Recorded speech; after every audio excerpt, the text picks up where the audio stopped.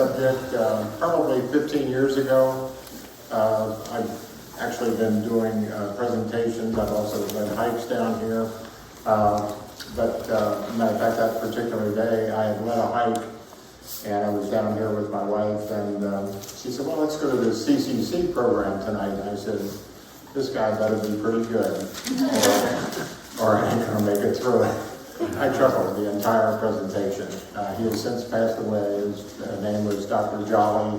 His family has actually came to one of my presentations since and thanked me for keeping this whole concept alive. But that's how I got involved in this, and we ended up all sorts of research. There's a lot of books on the Civilian Conservation Corps. The Smokies Historical Society has published mine, which is available for anybody who's interested afterwards. But bottom line is, and what we call my book is the Civilian Conservation Corps, America's second best idea. What's the best idea? The National Park System. Yes. And they play a big role. A lot of this presentation will, of course, hone in specifically on the Great Smoky Mountains today. So that gives you a little bit of background. I love this setup down here. We live in Cincinnati, Ohio. I also volunteer. I maintain a trail in the park, although I got to get my hip back in shape before I do that again. I've been visiting the Smokies since the late 1940s, so I know the park pretty well. I've done all 800 miles of trails, and tomorrow morning I'm going to do a presentation on the gal that helped me do all the trails, Margaret Stevenson, who's one of the best stories I've ever ran across. Every 2 years I do that program here because that woman is beyond inspirational. She was a total beauty, and I was able to meet her actually after she had stopped hiking, and she ended up in the Asbury retirement home over in Maryville. And we talked for about an hour and a half, and we'd probably still be talking if the PT hadn't walked in and said, come on, Margaret, you got PT to do. So that gives you a little bit of background. And so we'll start off with, this is, often it shows up on the little monuments. If you seek their monuments, look about you. Well, the Smokies is a great illustration of that.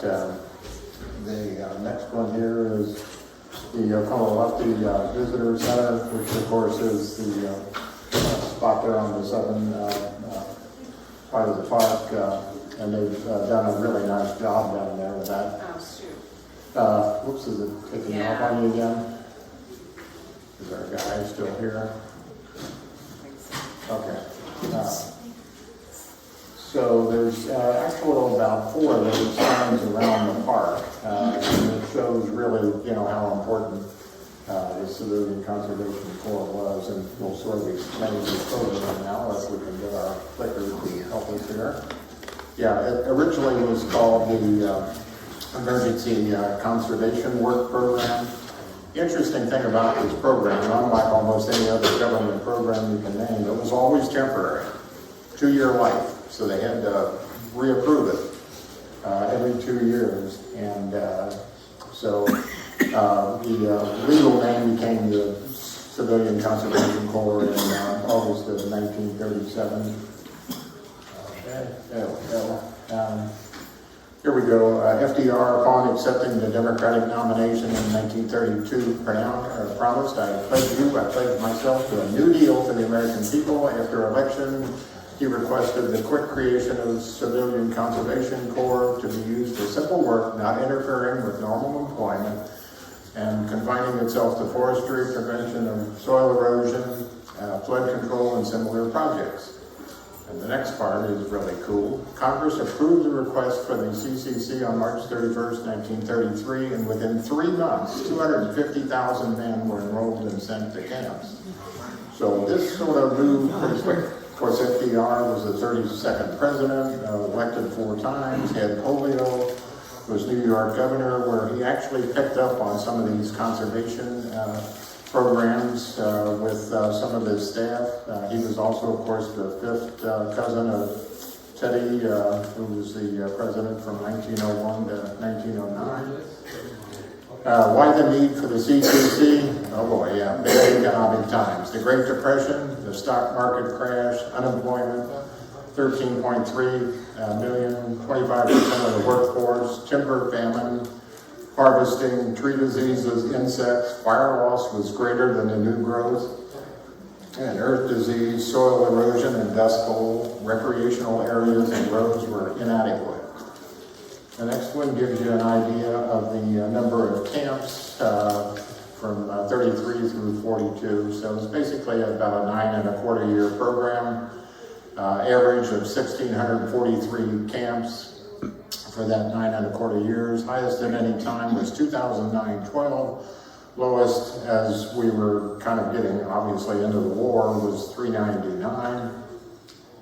The next. Yes, this gets us into sort of the nuts and bolts of it. This is the breakout.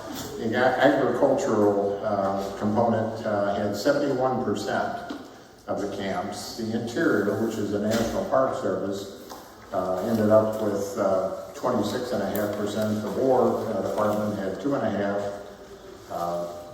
And let's go a little farther with the agriculture.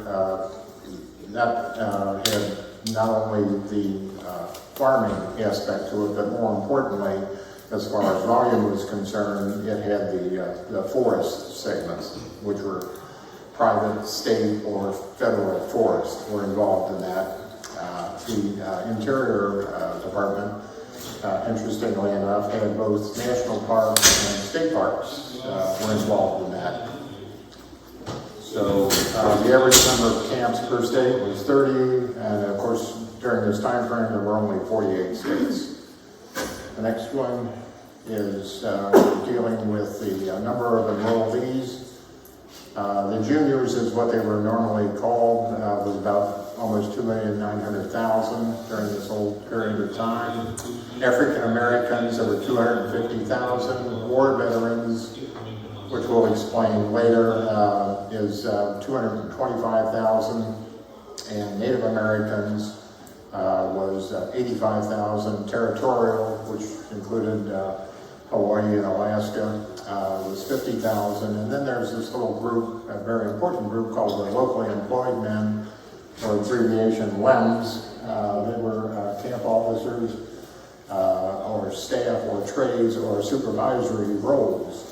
So a lot of, one other thing while we're at it, maybe I should explain at this stage why the war veterans. The World War I vets had been promised a bonus, but it was payable a long time out. And it was not well received when the financial times got very tough. And basically, there were all sorts of protests, and they were marching on Washington constantly, and this happened when FDR was now just into the office, and basically he sent Eleanor to meet the protesters. And that was a rather smart move. Eleanor came back and said, you need to make the vets part of the CCC program. Because of course they have a lot of expertise, they're older than what you'll see as the normal age, but they bring a lot to the table because they've got a lot more experiences, and this will help with their unemployment status, obviously. Then FDR pushed to move up, and Congress finally moved up. It was in 1935 where they ended up with paying this bonus well before it was supposed to be paid. So Eleanor was a key player in getting things headed in the right direction. So the number of enrollees we just went through. So let's, and here's some of the slogans. The man may be down, but he is never out. Like up in our state, the unemployment rate in Ohio is 37%. The times are really tough. This, of course, shows what was going on in the Smokies. 60% of the park had been clear cut. There's 520,000 acres, over 300,000 was clear cut.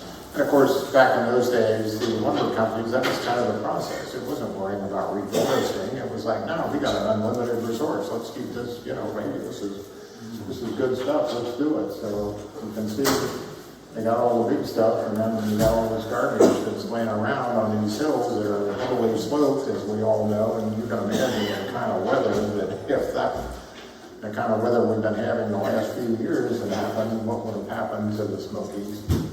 But yeah, the next one, this is some of the, what they call slash or wood debris.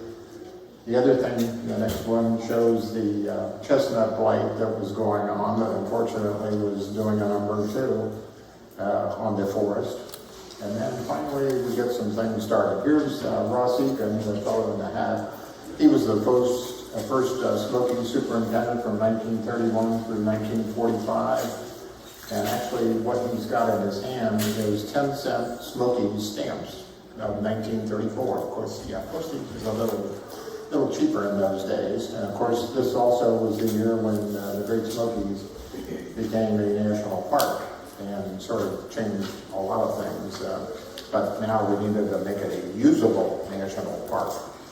The next one shows one of the get-togethers out sort of checking things out. He's Ross Eakin, the superintendent's the second from the left. The third from the left is David Chapman, who was the Knoxville guy in charge of acquiring land. The superintendent's priorities for the park were fire protection and park development. And apparently one of the interesting ideas that really never took place, he had the idea that actually he wanted a road right across the crest of the Smokies. In some respects, we're fortunate he didn't do that. If you go to Shenandoah, the road does go, it's a 70-mile road, and it's right across the top. Well, the Shenandoahs are lower than the Smokies. And 441, if that were the road, would never be open in the wintertime. At the elevation of the Smokies, they have enough trouble keeping part of the road over the Shenandoah open.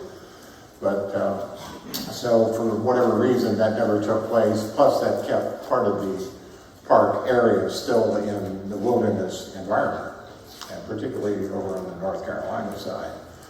So the next one is actually a shot of the Mountain View Hotel, but also at the back, that became the park headquarters, not the Sugarlands set up over there, until 1940, when it finally got completed. So this is a view behind that wonderful Mountain View Hotel that existed, I think, up until 1991. So now let's get down into the nuts and bolts of the system. Okay, criteria for enrollee eligibility: citizens of the U.S., male-only program. Illinois was able to, of course, set up other programs, including the PCA, that ended up having extensive, female participation.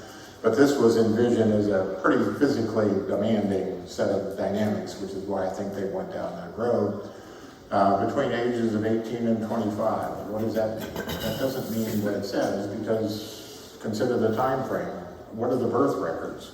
So there are many of these guys that got in, if they were decent size, might not have been 18 years old when all said and done, but they had to come from a family that was having financial situations, and they were, of course, had to be unmarried, also unemployed for at least 2 months. But as I say, the age limit wasn't always what the stated age limit was. But then the financial part of it, willing to work for $30 a month with $25 going home to the family. Wow, now there's an idea. So basically, they don't have any expenses. They got rid of one family member who's now going to learn some skills. Talk about a really nice program. This is sort of helping everybody and, of course, improving, the situation. And then they had to be a volunteer, but willing to remain in camp and work for a minimum of 6 months. So basically, the normal one, if everything went well, spent 2 years. And after 2 years, unless you got promoted, that was sort of the end of it. Also, of course, I made the comment about unemployed. They were pushing these guys to take classes to get more skills. So they were also training them to interview. So if they got a job, then hey, that's exactly what the goal of this whole thing is. So the odd thing about the process is much of the work was actually in the West. And so, but most of the people were in the East. So there was some moving around that had to be done when all was said and done. But on to the next one, yes. This is a recruitment poster. The Labor Department was the one in charge of recruiting and selecting. Each state and county had a quota based on the population and the degree of poverty, is the way the system sort of worked. The next one shows you Grayson City had a recruitment office. And I have a little story that we can talk about. There's a fellow down there, 19-year-old, by the name of Dolphus Parker, lived in Avery County and left home to drive his father to pay taxes. Unbeknownst to him, he was on his way to enroll in the CCC. Whoops, hey Dad. Dolphus' father decided in order to keep his son out of trouble, he would sign him up for duty on the CCC. He ended up, of course, being accepted. He ended up driving a truck and actually learned how to be a mechanic. The skills that were picked up by these men changed their entire lives when all said and done. But that's just, one example. Yeah, the next one, here's some juniors, some of which, as I say, were as young as 14 if they could sort of pull it off. And the one there on the right, he was a junior over in Camp 10, which is one of the Smokies camps. Okay. And here's the training. The training was actually handled by the War Department. They did physicals and conditioning for 1 to 3 weeks. Then the next one, this is actually the first group heading off to George Washington National Forest, which isn't too far away from Washington, D.C. And a couple things. The dynamics of bringing these 200 boys for a camp together from all over the country, there were several things going on. Not only the distance apart, but whether they were city boys or country boys. Obviously, you get a whole different mindset and a whole different skill set when all is said and done. The city boys tended to be, a little better educated. The country boys were like, bring it on. I don't care what the work is. I can do this, kind of deal. And less than 10% of all these folks were high school grads. Many could not read or write, so once again, that was another thing that was a high priority item to pick up, their skills to be able to, really operate in the world. And so here's one that's a little misleading. We can take it. That doesn't mean they were trying to steal. That means bring it on, we can do it, kind of deal. And they were often called the $1 a day boys. Because basically that's what they were working for. But as I say, they only got $5, but they had no expenses, and the parents didn't have to pay to keep them going, and they were better dressed and better fed than when they were at home based on the conditions that were existing. So the next one is just the CCC camp. Only worked where accepted. That was the other tricky part of this. Of course, once again, we're in depression. There's a lot of bitterness about we don't have jobs, so now you're bringing in this CCC, and many of these are not local guys. What's going on here? So trying to get local acceptance was kind of critical. And the other little problem is, of course, on off time, where were the CCC boys? They would go to the adjoining towns, and guess who they would be looking for? Some of the adjoining young ladies, which would lead to a little bit of resentment too. So there was a lot of dynamics going on. Now this is the camp structure. And you sort of take note, doesn't that sort of look like an army structure? Yes, it does. They never referred to this as any army structure. Deliberately, FDR wanted no part of this being, assumed as being part of being in the military, but the whole structure was set up that way when they were in camp. They had the commanding officer, the junior officer, director of education, cooking, supplies, post exchange, barracks leaders, chaplain. The next one shows a couple of the officers over here at Sugarlands, where they actually had 2 camps, which is actually the trail that I maintain, which is the one very close to the Sugarlands Visitor Center. Goes up about 4 miles up into the Cherokee Orchard area and runs off into Bullhead and Rainbow Falls trails up there. But they ended up actually with 2 camps down there for various reasons, but we'll go on to the next one. This is really a critical one. These are the limbs. That's the locally employed men. Back to this problem of getting local acceptance and local people working. That's where the limbs come in. They were paid by the using service, which in the case of the Smokies is the National Park Service, the Great Smokies. These guys were sworn into the CCC. They had trade or supervisory skills, but they were local guys. So doesn't that kind of help with a little bit more acceptance rather than bringing in a bunch of supervisors from the outside, which further, why are they doing this? So the camp leaders got 45 a month, the assistant got 36, and they kept it. And as I say, they often just showed up for the job in the morning. And so their life, you know, at home was still what it was. But they were the ones supervising these young whippersnappers, as we would refer to them maybe. Here's William Reagan, one of the common names of this area down here. That's one of the neat things about the Smokies. There's so many families that, you know, this was such a critical part. One of my presentations yesterday, I sort of went through the whaling impact out in Big Greenbrier out there, and the Reagan and Nobles and McCarters, and I mean, it's great. The names have little Olivers, have a way of showing up everywhere, but he was a limb, and he ended up at Kephart Prom. Next part of the thing is breaking down the camps. Yes, we had 13 in North Carolina. Big Creek, Cataloochee had a couple. Smokemont had 3. Kephart Prom 1. Round Bottom had 2. Untota Ridge 1. Deep Creek 1. Forney Creek and Hazel Creek. So once again, it's a pretty big park. I mean, you know, we got 800, you know, square miles here. Pretty big stuff. The next one shows now some of the logistics. This is the Cataloochee summer tent camp. So of course, right, they started off with a summer tent camp to kind of give them a chance to get things constructed.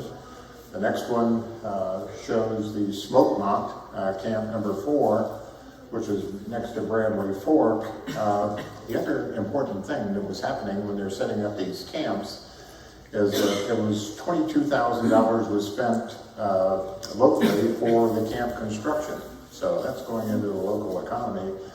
About $3,500 to $5,000 a month was spent for food and supplies, which once again helped with the acceptance. Plus, of course, you're getting good stuff that's been done close to, you know, this environment. So now there's a little bit more, hey, okay, this isn't such a bad idea, much less what they're going to hopefully, you know, get accomplished out there. The next one is our out at Smokemont, and you can see, yeah, the typical camp had 2,000 men. One of the stories there that I got kind of intrigued, because I think this helps bring things alive. One of the fellows that came back for the reunion, it was either the 50th or the 75th, basically had worked down, you know, there, and here's kind of the story. He was one of the cooks, and he was working with one of the guys that he learned to drive a truck behind the mess hall. One of the truck drivers really loved milk. He would drink all the milk he could get and one more. I would sneak bottles of milk out of the refrigerator for him, and in return he would leave his truck behind the mess hall for me to practice driving. Do you remember the time that John Forgy caught the bear in the back of the mess hall? Oh boy. Sure do. John was always doing crazy things. And so anyway, apparently he caught this bear, and he trapped it in a garbage can, and he said to one of the other guys, go get the captain. And someone got the word to the captain, and he came to where John was sitting on the garbage can to keep the bear from getting back out. And he said, what do you want? The captain asked. And Captain, I've got a bear in this can. You shoot him with your pistol, kill him, and we'll have a bear dinner. The captain says, you get your butt off that can and let that bear go. If I killed that bear, we'd both be sent to prison. So boys will be boys. They didn't always do the most rational thing, but you know, things aren't what they are, but, and you can imagine, 200 young boys, I mean, what they would get themselves into. And of course, they have ways of resolving disputes. One of which was to have the boxing ring, and they would put them in there for 2 5-minute go-rounds, and that usually resolved the issue. Yeah. The next shot is the smoke month. This was their third camp down there. And most camps were actually set up on former logging sites, because part of the problem was they had to clean up even the camp logging sites, not just, you know, so it was, or they were on farm sites. The next one is the juniors there, and give you an idea of the typical junior was about 5'8", and usually 8 years of school. But the interesting thing is, in spite of maybe doing the hardest work they'd ever done, in the first 3 months, they tended to gain 12 to 15 pounds because they were being better fed. Yes. So it was really a win-win program. That's what so excites me about this program. I mean, of all the government programs I've ever heard, anybody that wants to rip on this, I want to debate them because they ain't going to win, I don't think. No way, shape, or form. The next one is a Big Creek, Mount Sterling winter camp shot, yeah, which gives you an idea of how things sort of were. And of course, they plan, you know, based on their knowledge of the Smokies weather too. And we'll get into some of the other logistics. The next one is a camp of the Big Creek folks there. And you notice they're not in uniform. And the reason they're not in uniform, usually the first 2 or 3 weeks, maybe a month, they would sort of make sure that before they issued the clothes, that they were going to stick it out. Yeah, if they decided to bail out, if you left over 8 days, you were gone. You know, you had been said goodbye to. But one thing about some of their other little activities, the hazing activities, once again, boys will be boys, and of course you got new guys coming in, and the old guys are there, and of course they know, you know, what's the best way to do anything. So of course they have their little initiation things, and it varied all over the place, some of which were obviously an initiation. Often, initially, the new guys were sent out into the woods with a sack and a lantern on a snipe hunt. Never heard of a snipe. Okay. Or to the supply room for striped paint, left-handed monkey wrenches, or elbow grease. The beds were short-sheeted, and they were told to water the flagpole. I mean, these were pretty naive guys, but I think I'd have a hard time keeping it straight. Anyway, so the bottom line is nothing was sacred, and it worked out pretty well, but as I say, you still had this big dichotomy between the city boys and the country boys, because that one was a tough one to sort of deal with, and it took time for that to sort of mesh together, where they actually respect that. And the way it was set up is basically there were normally 5 40-room dorms. So really the 40 in your dorm room were more the ones that you related to. So it wasn't like you had to mix with a whole 200, you know, except you might end up with some new ones out on the job, depending on what your job skills were and what have you. A couple of the other things that they would do is push the flagpole down. Well, that's a hard job. I don't want that one. It's a little too high. And look for the key to the flagpole. So, yeah, boys will be boys. So the next one, oh yeah, this is what they call the spike camps. And so what they sort of caught on to is that obviously having one main camp was losing a lot of time. And at so they would set up a temporary camp at a much better location where the jobs really were. And usually they had from 25 to 50 workers that were assigned there, and then, you know, they set up this temporary camp during the good weather so that they were more efficient, more wasting half the day to get the, and that was particularly true with the Sugarlands camp and the Oconaluftee camp, because, you know, they're right at the bottom and there's all these things right next to them that need to be worked on. So the next shot is giving the breakdown of the Tennessee camps. so less than the North Carolina, but Laurel Creek, Cades Cove, Tremont, Elkmont, Sugarlands 2, Greenbrier, and Cosby. The Sugarlands camp, as I said, was, well, we'll go into that a little bit more. Go ahead. Yeah, here's a shot of the Sugarlands camp. They originally, of course, it started off with just one camp. The one camp that was out in the Cades Cove area actually got switched to be the second camp at Sugarlands. And when they brought the second camp in, they basically had to go to a temporary setup, and there was immediately a lot of discontent because they had been well treated out at Cades Cove, and now they don't have the same facilities, and there was almost a riot.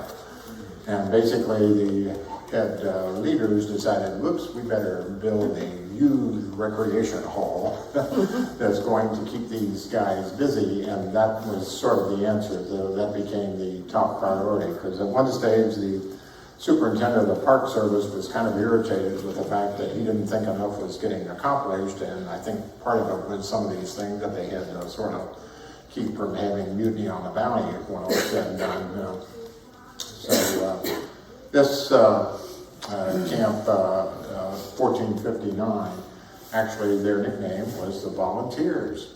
Gee, I wonder where that came from. The Volunteer State, yes, well done. And actually the reason they got the name is right after they were sent to this camp that they were upset about because it wasn't ready for them, there was a big fire, and there were most of the 1459 guys said, yep, we'll go handle this fire, so they got the nickname of the Volunteers in this set of circumstances, not just for the fact that it was in Tennessee. Go ahead. Yeah, then this is the West Prong of the Little Pigeon River, which is really a neat little place to go for a short hike. That first mile and 4/10, you're right next to this Little Pigeon River. Scientifically, they have proven that from serenity standpoint, the sound of water, holy cow, this is really therapeutic, no question about it. And that's, of course, their camp clock and camp number sign. One other interesting thing, after the process was closing down, of course, we had the conscientious objectors that were sort of a problem. And it turned out that there ended up being several camps established in the Smokies after the CCC was suspended that were for conscientious objectors, one of which was here at Sugarlands. And the only little problem, well, one of the big problems that came out of it, on 7/31/1943, 5 of the conscientious objectors went to Gatlinburg on Saturday evening and ended up being attacked by 35 to 40 men because, of course, they weren't well received. To put it mildly, you're a conscientious objector and we got people putting their life on the line, so guess who didn't go to Gatlinburg anymore? And they ended up doing the same type of work, and they were actually pushed very hard, and there were church groups that actually paid for the process for them. It was not a government thing, but they used, the setup that had already been established. The next one is sort of an interesting story back to it's called the Sugarlands Rock House, which is off the Sugarlands Trail. The general consensus is that this was built as sort of a spot to take visiting VIPs, which means congressman types, back to that concept that I made, that this was a 2-year program that had to constantly be approved. So, of course, who makes decisions? Congress is kind of important. So that was one of the other things I'm not necessarily sure that the Smokies superintendent was totally aware of, but it was an important political thing. Next one is over in the Greenbrier area. It's called the Colonel Chapman Camp. Their nickname of their particular camp was the Timberwolves. They always had a nickname kind of thing. And the next shot is an overview looking down into the Greenbrier area there. Yeah, very important spot, because basically, well, we'll go into all the details of what they actually accomplished in the park, but the next shot is the second person from the right in the top row is actually one of the Whaleys, Harold Whaley, as I say, a very popular name out there. They were the two brothers came in 1810 to Greenbrier and got the whole Greenbrier community going. The next one shows 8 of the Lems at Greenbrier Camp. As I say, these were really critical people because they had the skills, but equally important, as I emphasized before, is they helped get the local acceptance of this program because it was, they're people that were getting paid. As a matter of fact, to go back a little bit further into the history of this whole thing, FDR, the fellow, I forget his name, they put in charge of this program was a union head. Because unions were mad at FDR for doing this, for saying, hey, you're taking away work from us. And he said, no, you don't understand. But then he put a union guy in charge of the entire program to sort of say, wait a minute, if the union guy accepts this, it must not be a bad deal. So that gives you a little insight. Because I'm one of those people that things don't just happen. I mean, there's usually some reasons if you really want to dig into it to see what makes some sense. The next one is Cades Cove camp out there. It had 2 different numbers. It was called the Taj Mahal of the camps. They had tennis courts, volleyball courts, soccer, baseball, football fields. Of course, with the logistics out in Cades Cove, that kind of makes some sense. We've got a lot of nice flat turf there until you start up one of the mountains, when all's said and done. The next one is a neat little shot from the Cove camp, but I thought I'd throw in here the desertion rate. Early in the program in 1933, it was 8%. As time went on, in 1937 through 1939, it was 19 to 20%. So part of that was obviously financial times were getting better, and so there were more opportunities too. And as I say, the definition of desertion was gone for more than 8 days. And then, but basically you sort of lost a lot of rights once you deserted, this position. So it shouldn't have been an easy camp, or an easy decision.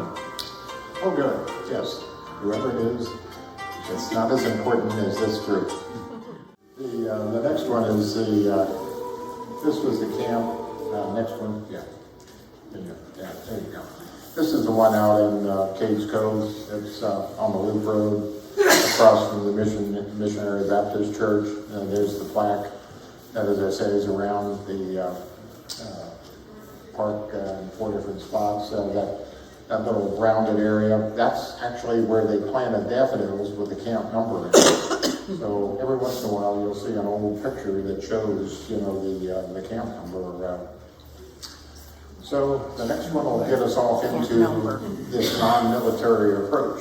Okay. Reveille, okay, yeah, that's got nothing to do.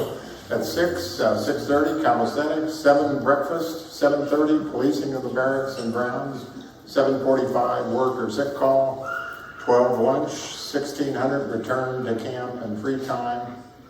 So once they went out on the job, they were under the using service. While they were in camp, they were under basically the military environment. They were under the CCC, even though we didn't call it a military environment. But by the way, did that sort of come in handy when we sort of got involved in World War II? Kind of. We had 3 million men that had been trained to live this lifestyle and this discipline. So most people never talk about that, but it's obvious. Frankly, I'm not sure if we would have won the Second World War without the CCC either. So it's another benefit of this program when all is said and done. So retreat was at 1700 in dress uniform, then dinner at 1730 and 1800 free time, recreation or class. Yeah, classes were voluntary. They would put a list of possible subjects, and some of it was reading, writing, arithmetic, some of it was specific skills, some of it was job interviewing. And so if they got 10, you got signed up, and if you got through the course, they gave you a certificate. So you had a little feeling of satisfaction, and last but not least, reading and writing was part of that thing, since we had so many that unfortunately didn't have that skill, but they had a lot of physical skills, 2145, lights flash for warrant of lights out, 2200, lights out, 2250, taps, and then 2300, bed check. So it was, as I said, totally a military environment, and rightfully so, just to keep things. So there's the Reveille morning call saluting the flag. Work clothes were blue denim, dress clothes were army drab olive. The next one shows our guys getting ready for the roll call and the work call. So the seniors, leaders gave the assignments. They rode or walked depending on the logistics. The next one shows the limbs, kind of cluing in the guys exactly what we're going to do.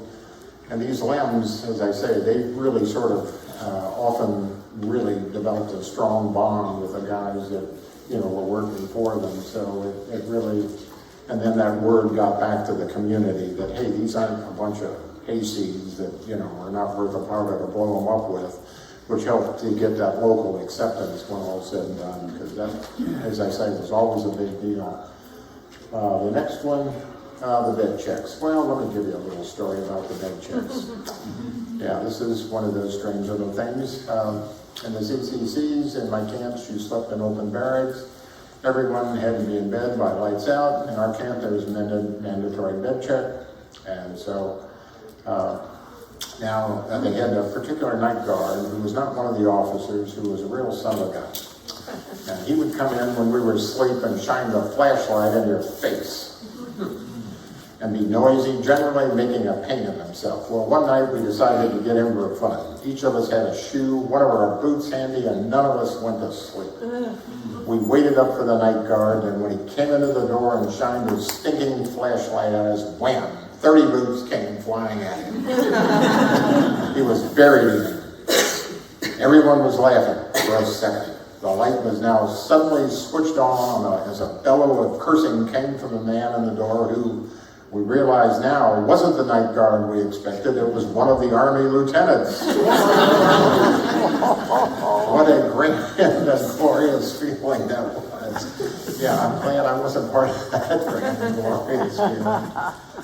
So, yeah, that's, as you can see, very tiny. Once again, this, government approach of, military really came in handy, folks. And of course, the dress shoes had to be polished, and work shoes were put upside down at the end of the bed, and they had a very specific approach. The next one here is lunch out there in the field.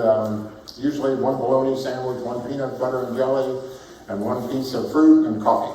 And as I say, these guys put on weight in spite of, working their tails off much harder than even the country boys had been doing, because this is hard physical stuff that they're doing. And the next one, this is kind of their dinner and breakfast get-together. Meat, potatoes, vegetables.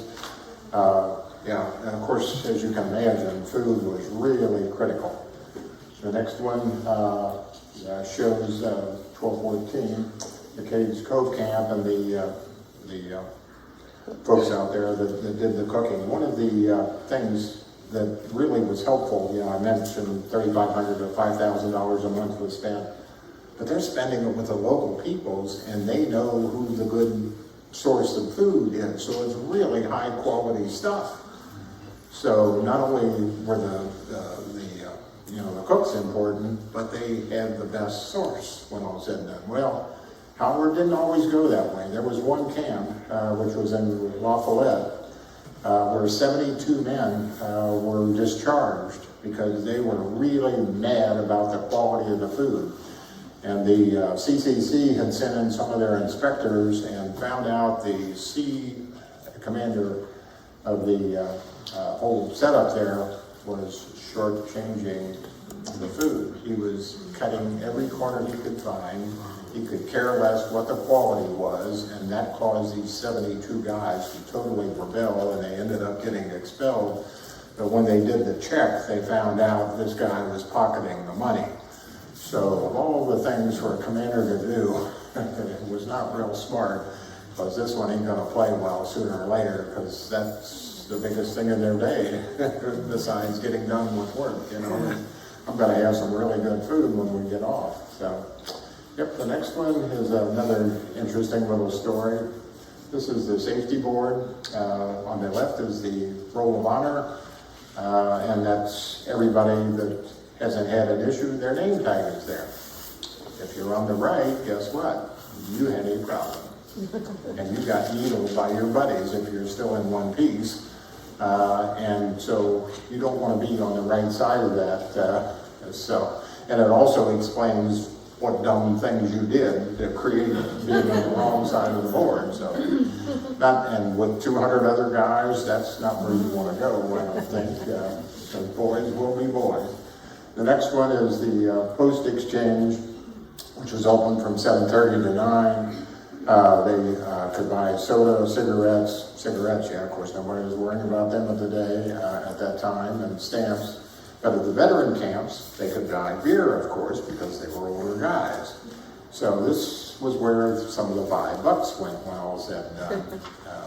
Some of the families, by the way, actually, if things had sort of turned around for them financially, they just sort of banked the money and then they gave it to their boy when he came back home.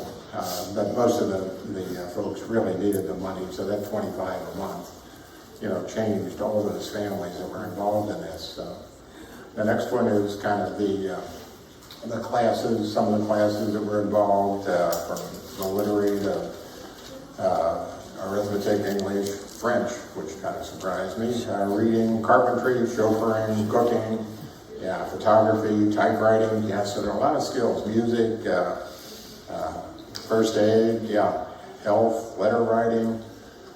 So it was all encompassing, as I said. It just took 10, and they would go with it, and this really improved the quality of their lives. And of course, the next one will show we got to play a little bit here too. And so they got the pool thing going, a little table tennis, and definitely helped keep up. And there was, well, we'll get to that on the next one here. Got a baseball team down there at Smokemont. Yeah, they either played against local teams or other camps, and that was a highly competitive set of circumstances, and once again was really great for morale when all was said and done, although I remember reading some of the newspapers where they said, choose the best players, not your friends, to the guy that was in charge of setting up the roster. Yeah, it's a good idea if you want to be competitive. The next one shows a little bit of the basketball, and then, as I say, they actually did have formal boxing competition too, but also, as I mentioned before, they had a dispute resolution. And the next one is one of my favorites, men teaching men how to dance. Yes, because there was actually usually 4 annual camp dances, and because part of it they would, and we'll show a little bit later on, they would have open houses at camps too, once again to try to get the people to understand these are not a bunch of thugs, these are normal human beings that are doing something productive. But these guys, of course, wanted to be able to make some friends when they went to town, and of course all the towns surrounding all these camps, you know, ended up being kind of a place for the guys to look for the local girls, which still created that other problem of the local guys that are unemployed, that their girl is, you know, being chased is not the most popular thing with them.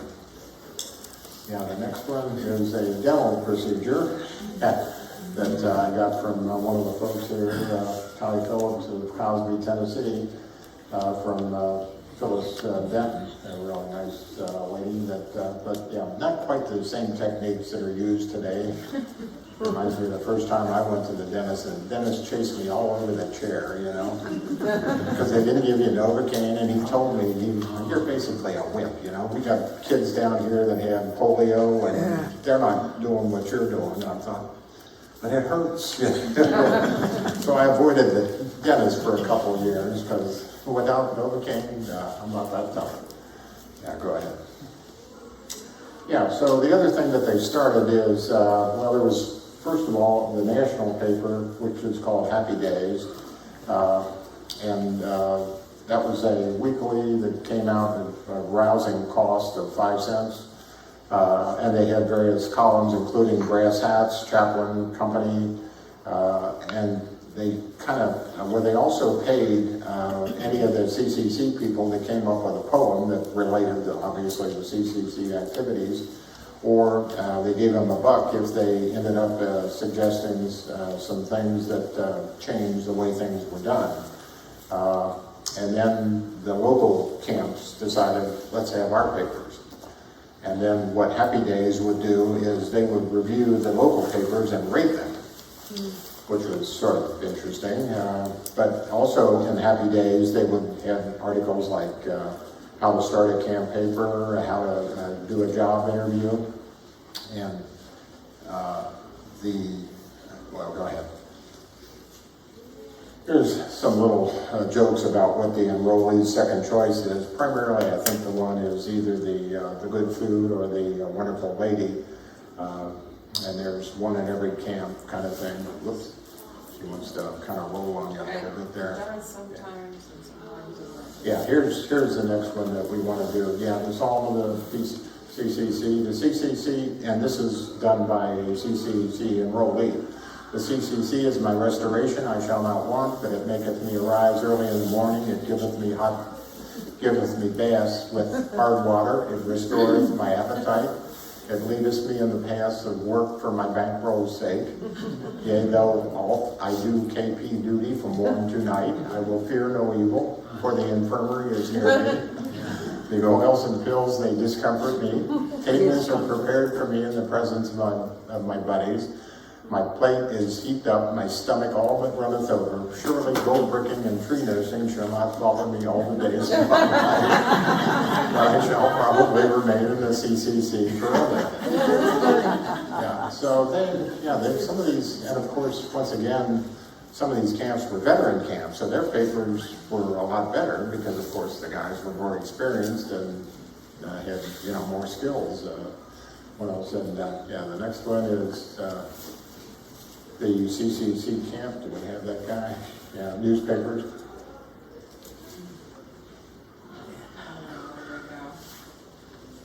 There you go. Okay, and so here's some of the names. The Greenbrier was called the Pinnacle Echo. Cosby was the Smokescreen. Tremont was Smoky Mountain Echo. Big Creek was Big Creek Splash. Smokemont was Smoky Eagle and Rolling Bones. Cades Cove had all sorts of names. Cades Courier, Cades Cove Clock, and Cades Cove Crusader.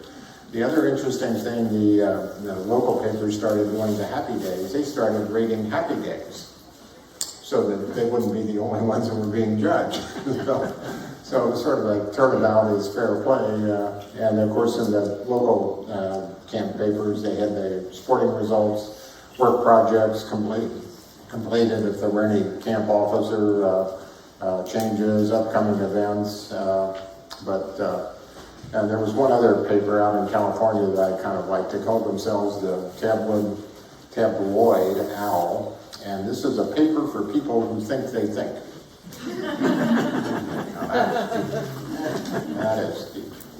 Friendships, yeah, and of course, yeah, many of these guys ended up, that's okay, yeah, just lifelong buddies. At some of these reunions, 50 years later, these guys were still connected and kept together. So it was, a marvelous experience, and as I say, it changed our lives in so many ways, but they also developed friendships with people that they could mesh with. The next one shows them playing around here a little bit, where they're doing the jumping on each other routine. Yeah. And then the next one is the camp open houses, which, yeah, and that's back to this thing of they would either have an open house or a social dance, and that was strictly to offset the local concern of who are these guys, and or they had undesirables, and that really helped because I say this whole thing had to mesh together, and that was frankly the final piece that really did because most of the locals hadn't seen the results yet. But at least they knew they didn't have a bunch of, terrible people that were, right next to them. The next one is rock quarry work. which there's one of the limbs kind of doing his thing. And this is the Altamont Bridge out there, which is the largest CCC bridge that's ever built. It's got 4 arches, and the Little River, of course, flows, right into it. It's, just south of where the Altamont historic community is there. The next one is the Cavalucci Road work, which that's one of the hardest places to keep in one piece. That's a real solid slope there. And I know right now that thing got washed out during the last mess that hit, North Carolina. God only knows when, that side of the park's really going to open up again because of the major damage that was done. The next one is some Cades Cove work that was going on. Yeah, that thing just doesn't want to help us, does it? Yeah, there it is, yeah. And because whenever you see, these stone structures in the park, guess what? Take it to the bank. That's CCC. Because that was their game. No question about it. And of course, they had to chisel all that stuff. I mean, it doesn't come that way, in any way, shape, or form. And this is out there in Deep Creek. That's the route in. Then we're kind of showing, this is the seed nurseries that they set up, which was real important for everything that they were trying to replant. I mean, that's a major thing to handle 300,000 acres of decimation. The next one is some of the nursery shots. Yeah, okay, well, we can switch on down. Yeah, that's the nursery, and then, then we have the, So you might want to try to just advance it. oh, okay. Maybe I can do that. Yeah, I don't think this is. Yeah, well, this one is the trout fish rearing pool, because of course, all the streams are all screwed up too. So we've got, nothing that's, really working out there when all is said and done. Oh, it's doing it to you too. It's doing it to me too. Okay. And so that sign with the shot with the guys with the packs on their back, this is them taking the trout out to the streams. Yeah, so very creative. The next shot is, guess what they found out in the park? They found a few stills out in the park. Yeah, one of the techniques that I know that the Park Service used was they would get on a horse and go off on these trails, and wherever there was water, they'd take their horse to the water, and if the horse wouldn't drink it, guess what it meant? They knew. They knew, let's go up the stream a little bit, I know what's up there. And depending on the size of the operation, they would say, it better be out of there real quick, or if it were more serious than that, they would bring in people to confiscate the big setup. Because there were a lot of small setups that were, really just for the family, not that they were trying to become the world brewing champion or anything. But this is where they actually take their stuff to Greenbrier and then they recycle it as scrap metal. The next one is the Smokemont Bridge down there over at Bradley Fork, which is a real pretty area down there by O'Connell Lefty. And the next one's another neat little bridge. It's the Altamont Bridge. Yeah, one more. If it will do it. Yep, there it goes. Yeah, that one. And that goes over the Husky Branch and the Little River. Little River, I really recommend that trail. It's very beautiful. When that stream is going, I'll tell you, and it's not a hard trail to walk, for several miles, and you go through that whole, yes. Was the lumber, like on that bridge, obtained locally, or from out west or what? Yeah,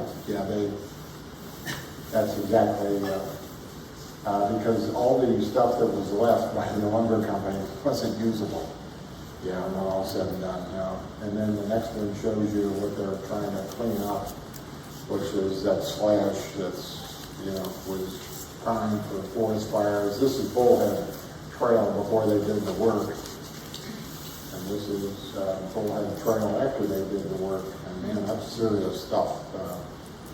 The next one, here's a couple of guys at Mary Ridge Trail junction there. The next one is Blanket Mountain from the Laurel Falls Trail.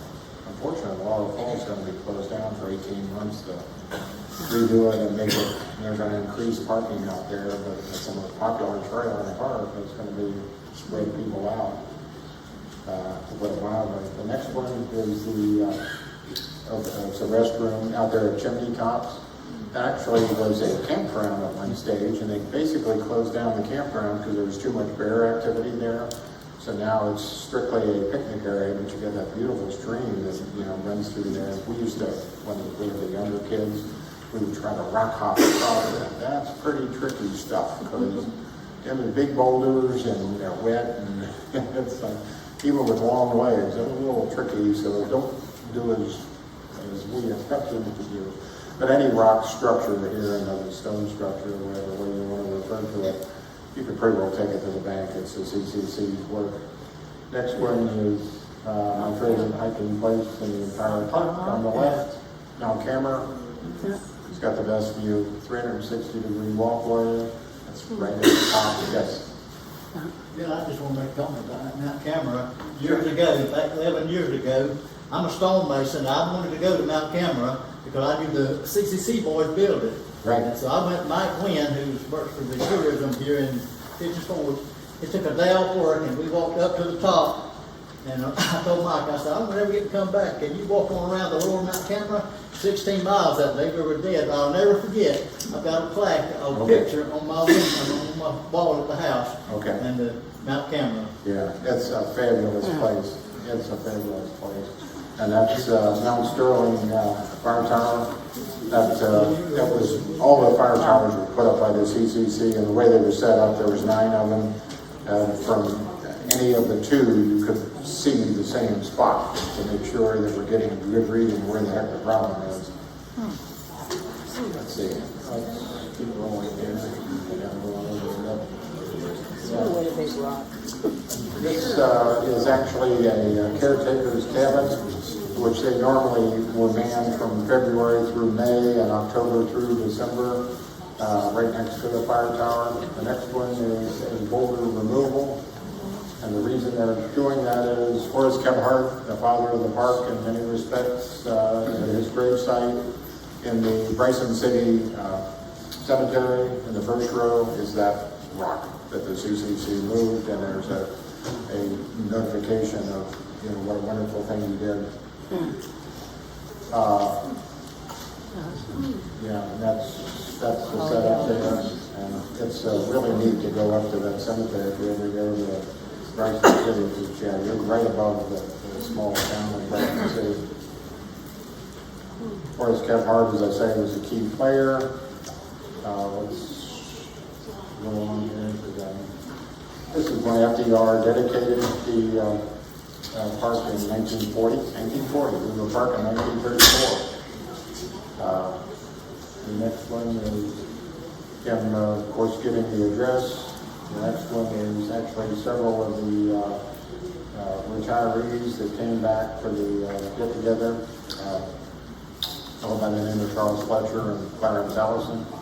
Next one is Dolly Parton. At the 75th anniversary, sang "My Mountains, My Home, Forever Home." Yes, the Queen of the Smokies. Yes. And of course, they built the future. And this will run through these quick. This is, what the vestige is of what they accomplished. They put in the trails. They reforested. They cleaned up the environment. They changed the lives of all these guys that were involved. They actually were involved in moving this to the Mount Farm Museum down there. They kind of left it. They restored these buildings when all said and done. They opened up the cove so that it could be preserved as a 19th century farming environment.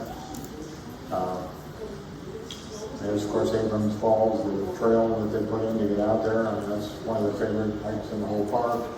There's one of the Henry Whitehead cabin out there. Of course, they put in the tunnels. This one, this is up on Roaring Fork. They put in that whole Mother Nature trail up there. And then, of course, this is winter scene. Of course, that's the Saints. That was major work, work around that side of logistics. Over in Cataloochee, we're putting this wonderful viewing area.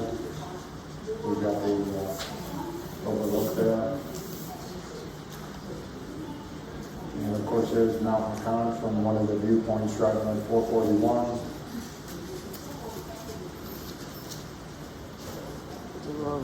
And of course, there were very few black bears left after this decimation.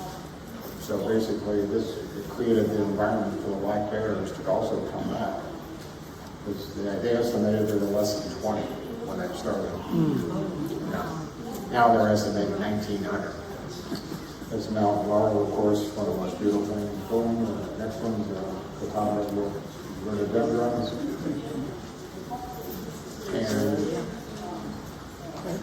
And this is up there, one of the most fabulous places in the world, Gregory's Ball. And yeah, why don't you hold it with the flame medallion? Just hold it there.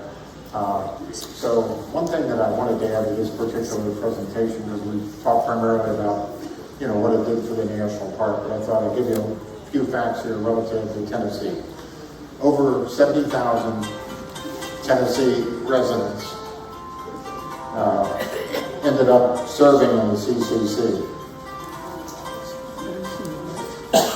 And changed their whole life. As far as the projects were concerned, I thought that was important because, we honed in on the national park side of it, because the TDA is one of the principal using services, and that was for controlling the Tennessee River, and the forest were also a very big deal down here, along with the state parks. There were 17 state parks that were made into real state parks, the first of the 17 state parks in Tennessee. There's now 59. And the Soil Conservation Service greatly improved, the overall situation. So it was a major thing for the entire state. But to end up things, one of the poems that I thought was sort of a nice little one to wrap things up with is called The Final Call. We built 1 million bridges and walked through miles of mud. We've cleaned 1 million muskets and peeled 1 million spuds. We've shoveled tons of gravel, 1 million rocks we've lugged. But there'll be no rocks in heaven, for we've lugged our rocks in hell. We've killed 1 million ants and bugs that sneak in for our eats. We shook 1 million bed bugs from our dirty sheets. And the number of nights we've frozen is low the mercury fell, but will not freeze in heaven because we've done our ditch in hell. We've heard 1 million whistles blow from morning till late at night. How we'd like to kill the dirty bums that robbed us of our right. And the foremen we've had over us, how many we can't tell, but we'll bar them all from heaven till they do their hitch in hell. And the final part is when the final call is sounded and we've laid aside life's cares, we'll do our final big parade right up those golden stairs. The angels, they will welcome us. Their hearts will start to play. Then we'll draw 1 million canteen checks and spend them in a day. It is then we'll hear St. Peter greet us loudly with his yell, "Take those front seats, CCC boys, for you've done your hitch in hell." That is our program for today. Thank you.